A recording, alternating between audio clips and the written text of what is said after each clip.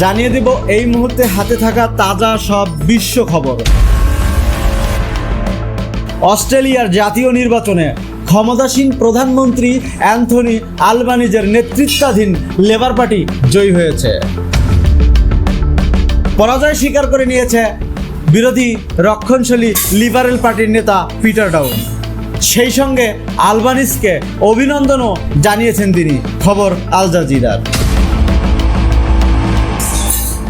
ভারতের যে কোনো দুঃসাহসের দ্রুত ও কঠোর জবাব দেওয়া হবে বলে মন্তব্য করেছে পাকিস্তানের সেনাপ্রধান সৈয়দ আসিম মুনির। বৃহস্পতিবার 1 মে দেশটির পাঞ্জাব প্রদেশে টিলা ফিল্ড ফায়ারিং রেঞ্জে TFFR সামরিক মহড়া পরিদর্শনে গিয়ে এমন হুঁশিয়ারি দেন তিনি, যা পরবর্তীতে পাকিস্তানের আন্তঃবাহিনী জনসংযোগ পরিদপ্তর ISPR থেকে এক বিবৃতিতে জানানো হয়। পাকিস্তানের সেনা প্রধান বলেন, একটি বিষয় নিয়ে কোনো রকমের বিভ্রান্তির সুযোগ নেই, তা হলো ভারতের যে কোনো সামরিক দুঃসাহসের দ্রুত জবাব দেওয়া হবে, যা হবে দৃঢ় এবং জোরালো।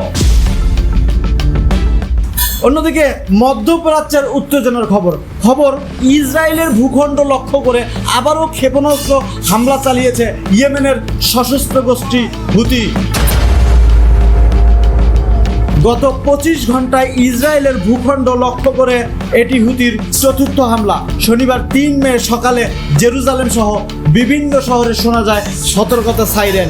এ সময় দেশটির সামরিক বাহিনী বাসিন্দাদের নিরাপদ আশ্রয়ে যাওয়ার আহ্বান জানায়। পরবর্তীতে ইয়েমেন থেকে ছোড়া মিসাইল সফলভাবে ভূপাতিত করার দাবি করে IDF।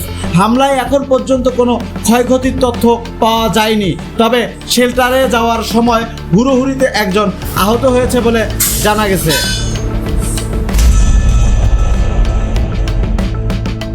গাজায় চূড়ান্ত বর্বরতার পরও অভিযানের পরিধি আরও বাড়ানোর সিদ্ধান্ত নিয়েছে ইসরায়েল। লাগাতার আগ্রাসনে গতকাল শুক্রবার 2 মে নিহত হয়েছেন আরও 43 ফিলিস্তিনি।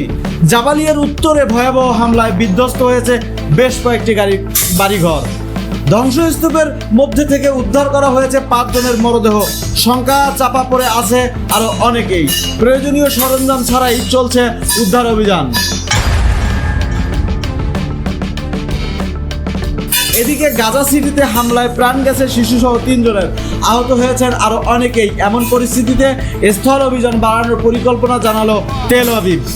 সম্প্রতি ইসরায়েলি সেনাবাহিনীর সবগুলো রিজার্ভ ইউনিটকেই যুদ্ধের জন্য প্রস্তুত থাকতে বলা হয়েছে। উল্লেখ্য, গাজায় 1.5 বছরে আগ্রাসনে নিহত হয়েছে এই পর্যন্ত 52,000-এর বেশি ফিলিস্তিনি।